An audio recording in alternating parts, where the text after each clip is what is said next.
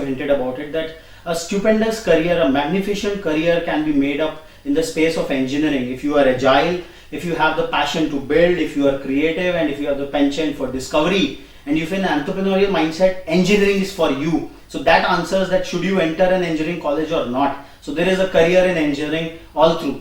Now what course to pick up, which all the parents are quite concerned, whether it is to be electronics or electronics and communications, or electronics and electrical engineering. There are so many variants in the country. Like we analyze the entire list of courses done by AICTE. So there are 220 variants of engineering per se, 220 branches. Now it is humanly impossible to understand and decipher what all is there inside. Largely there are, as Sir has said, that today we are in a multidisciplinary era where engineering is ubiquitous, and the kind of specializations and super specializations and I will say interconnections which are emerging are phenomenal. So any branch of engineering, anything which is available, you can pick it across, and over a period of time, if your college, which is the second part of our discussion, that how to select the right college, and that was the tone where we came, that how to break the geographical barriers.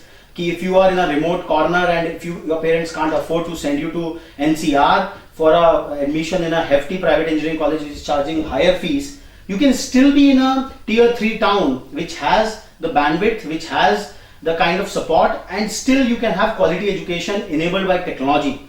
So I would again come back to the real focus, and I think Ravi has something to say on that. Raghav has struck a very emotional note somewhere that I had by talking about branches.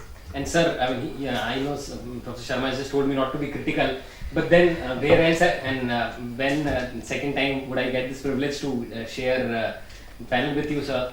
I would specifically what he mentioned about branch. If I go back to 2002, sir, and I got selected in IIT, and I had this question. I got a 3,337 rank, wherein the branches were being offered to me were paper and pulp, textiles. So another exam I had given in another institute which was offering information communication technology. So few of my uncles who were quite active in share trading that time, and they said from their share trading experience that IT is the next thing that you should do.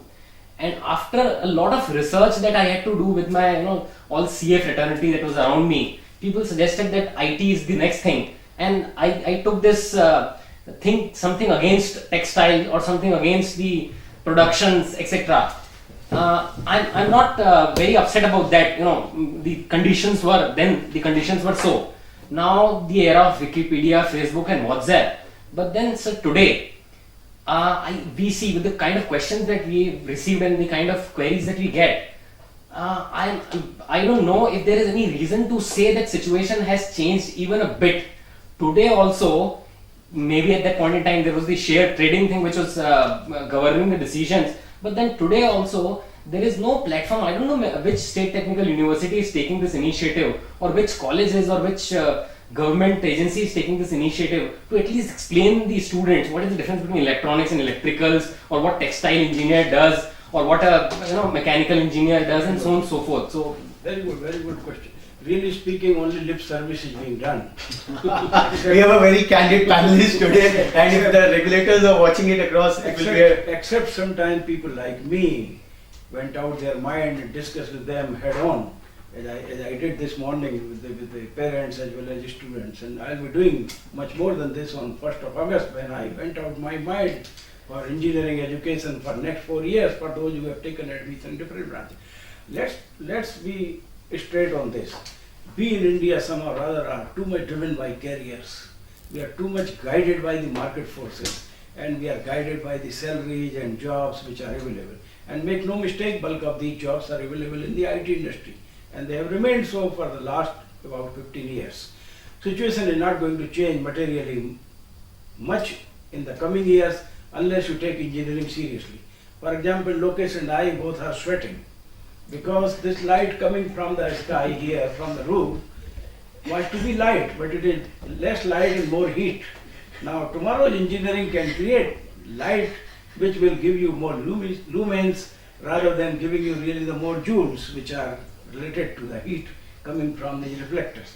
That is engineering. But you can't do it without the science base of modern engineering taken seriously.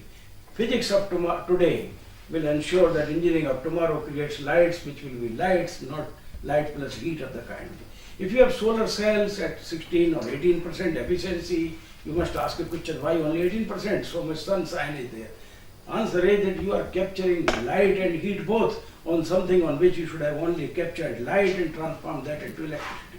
So tomorrow's solar cell technology has to be such that you are able to convert both the photovoltaic effect which you have today and the Joule-Thomson effect which you can have tomorrow integrated with the solar cell of tomorrow. Then the efficiency will go to 95% without causing the worries of the country. So tomorrow's engineering can create jobs in plenty for core engineering, for applied engineering, for engineering which will even be new engineering. And let me be very bold with Lokesh, both of us have shared several times the platform. While the industry should drive today's education should create tomorrow's industries Yes. and tomorrow's jobs.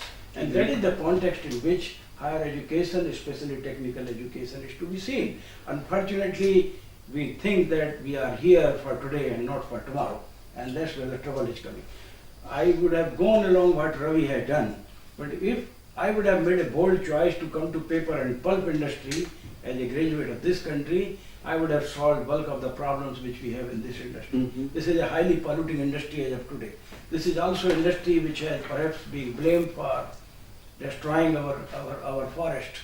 And this is industry to which we are looking tomorrow. How could I design a piece of paper like this to carry my iCard?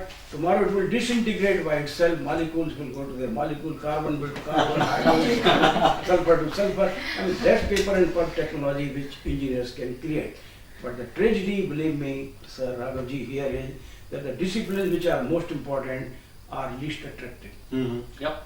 I think that's a very, very vital point, that the disciplines which are very, very important for the nation as a whole and which will be in future, they are the most ignored ones. So Raghav, for example, if you look at it about 5 to 6 years back, civil engineering was kind of demoted to the background. Yeah. But today, where are the civil engineers? Yeah. Where you are having construction, all the core disciplines, agriculture.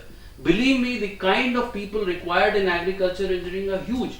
You forget one sector which is going to grow exponentially. It's dairy technology. Look at the amount of food technologists which would be required down the line. So for the sake of our audience, like who would be the first generation engineers from their houses and their entire family or the communes per se, like what should be the yardstick of selecting? The verdict is clear that there is enough opportunity in engineering as a career. How should the students select the courses? We will come